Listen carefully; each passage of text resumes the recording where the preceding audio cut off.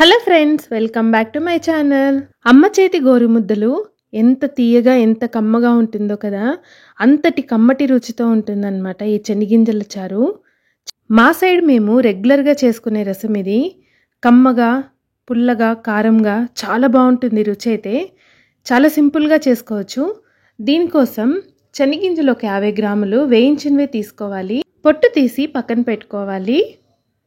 మనం తీసుకునే 50 గ్రాముల శనగింజలకు తగినంత పచ్చిమిర్చి తీసుకోవాలి. నేను ఇక్కడ 7 పచ్చిమిర్చి తీసుకున్నాను. మీరు ఇంకా కారంగా తినే వాళ్ళైతే ఇంకొక 2 ఎక్స్ట్రా యాడ్ చేసుకోండి.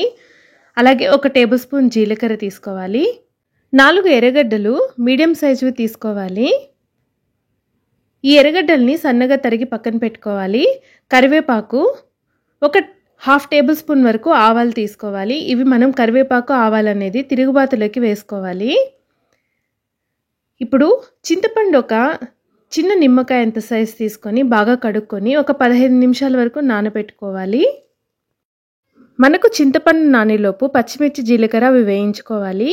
ఒక పెనం పెట్టుకొని 1/2 టేబుల్ స్పూన్ నూనె వేడి చేసుకోవాలి. నూనె వేడయ్యాక మనం తీసుకున్న 1 టేబుల్ స్పూన్ జీలకర్ర అలాగే పచ్చిమిర్చి వేసుకొని పచ్చిమిర్చి దోరగా వేగే వరకు వేయించుకోవాలి. మంట అనేది ఖచ్చితంగా లో ఫ్లేమ్లోనే ఉండాలి. మనము మంట ఎక్కువ పెట్టుకున్నామంటే జీలకర్ర అనేది మాడిపోతుంది. కాబట్టి మనం మంటని లో ఫ్లేమ్లో పెట్టుకొని నిదానంగా వేయించుకోవాలి. పచ్చిమిర్చి మనం కలర్ మారాలి అంతవరకు వేయించుకోవాలి. మనకు ఈ పచ్చిమిర్చి వేగడానికి 2 నిమిషాలు టైం అయితే పడుతుంది. ఒక 2 నిమిషాల తర్వాత చూడండి, పచ్చిమిర్చి ఇలా మనకు కలర్ మారిపోతుంది. ఇప్పుడు మనం వేయించుకు పెట్టుకున్నాం కదా శనగింజలు, అవి కూడా ఇందులో వేసుకొని 1 నిమిషం ఫ్రై చేసుకోవాలి ఈ ఆయిల్లో. ఎక్కువసేపు వేయించుకోని అవసరం లేదు, 1 నిమిషం వరకు అయితే సరిపోతుంది. మనము ఈ శనగింజలు కూడా వేసి వేయించుకున్నాక స్టవ్ ఆఫ్ చేసుకొని ఇవి కంప్లీట్గా చల్లారనివ్వాలి. బాగా గుర్తుపెట్టుకోండి, 1 నిమిషం వరకు అంటే ఎక్కువ వేగకూడదు శనగింజలు అనేవి.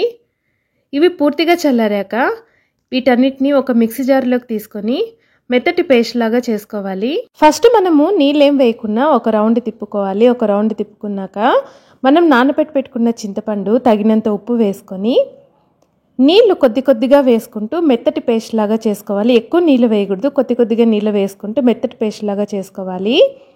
ఇప్పుడు స్టవ్ ఆన్ చేసుకొని 2 టేబుల్ స్పూన్ల నూనె వేడి చేసుకోవాలి. మనం దీనికి నూనె మాత్రమే వేసుకోవాలి, నెయ్యి వేయకూడదు. ఆవాలు, పచ్చిమిర్చి వేసుకోవాలి. పచ్చిమిర్చి ప్లేస్లో ఎండుమిర్చి అయినా వేసుకోవచ్చు. తర్వాత మనం తీసుకున్నాం కదా ఎర్రగడ్డలు 4 మీడియం సైజువి, అవి సన్నగా ఇలా తరుక్కొని వేసుకోవాలి.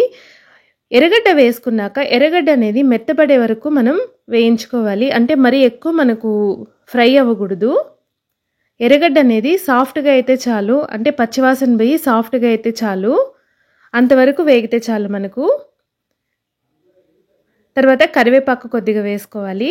వేసుకున్నాక మరొక 2 నిమిషాల వరకు దోరగా వేయించుకోవాలి. మీరు కావాలంటే ఇంకొక ఎర్రగడ్డ కూడా వేసుకోవచ్చు. నేను 4 తీసుకున్నాను కదా, మీరు 5 అయినా తీసుకోవచ్చు. ఎందుకంటే ఇందులో ఈ రసంలో ఈ ఎర్రగడ్డలకే టేస్ట్ అన్నమాట. చూడండి, మనకి ఎర్రగడ్డ అనేది ఇలా సాఫ్ట్గా అయితే చాలు. ఇప్పుడు తయారు చేసి పెట్టుకున్న పేస్ట్ ఉంది కదా, శనగింజల పేస్టు, అందులోకి ఇంకా కొన్ని నీళ్ళు వేసుకొని ఇందులోకి వేసుకోవాలి. మనం తినే చిక్కదనాన్ని బట్టి నీళ్ళు అనేది ఇంకొన్ని వేసుకోవచ్చు. వేసుకున్నాక బాగా కలుపుకొని ఉప్పు అనేది ఇప్పుడే చూసుకోవాలి, సరిపోయిందా లేదా అనేది. సరిపోకపోతే కొద్దిగా కావాలంటే కలుపుకొని 3 నిమిషాల వరకు హై ఫ్లేమ్లో ఉడికించుకోవాలి. చూడండి, మనకి ఇలా నురుగ స్టార్ట్ అయింది కదా. ఇప్పుడు కొంచెం కొత్తిమీరని సన్నగా తరుక్కొని వేసుకోవాలి. కొత్తిమీర అనేది కంప్లీట్గా ఆప్షనల్, మీకు కావాలంటే వేసుకోండి, లేకపోతే వద్దు. ఇలా కొత్తిమీర వేసుకున్నాక కలిపేసుకొని మరొక 2 నిమిషాలు లో ఫ్లేమ్లో ఉడికించుకోండి. మనకు 2 నిమిషాలు లో ఫ్లేమ్లో ఉడికాక కలర్ అనేది చూడండి, చారు ఎలా చేంజ్ అయిపోయిందో. ఇప్పుడు స్టవ్ ఆఫ్ చేసుకోవాలి. మనకు ఈ చారులోకి చింతపండు, కారము 2 పర్ఫెక్ట్గా పడ్డాయంటే టేస్ట్ అయితే చాలా బాగుంటుంది. అది ఒక్కసారి చూసుకొని వేసుకోవాలి మీరు చేసుకునేటప్పుడు. ఇందులో ఉడికిన ఎర్రగడ్డలు అయితే సూపర్ టేస్టీగా ఉంటాయి. ఒక్కసారి మీరు చేసుకొని తినండి, మీకే తెలుస్తుంది అనమాట ఆ టేస్ట్ అనేది. అంత బాగుంటుంది అనమాట ఎర్రగడ్డ అనేది. చూడండి, పర్ఫెక్ట్గా ఉడికిపోయింది. ఎవరైనా మన ఇంటికి గెస్ట్లు వచ్చినప్పుడు ఇలా చేసి పెట్టండి, వాళ్ళైతే మీకు ఫిదా అయిపోతారు.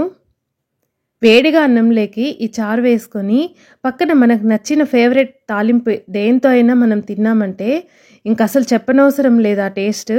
అంత బాగుంటుంది. మీరు కూడా తప్పకుండా ట్రై చేసి ఎలా వచ్చిందో కామెంట్ చేయండి. నా రెసిపీస్ కన్నా మీకు నచ్చినట్లయితే ప్లీజ్ లైక్ చేయండి, షేర్ చేయండి, అలాగే సబ్స్క్రైబ్ చేసుకోవడం మర్చిపోవద్దు. నా రెసిపీస్ మీకు ఎలా అనిపించాయి కూడా కామెంట్ చేయండి. Thank you for watching.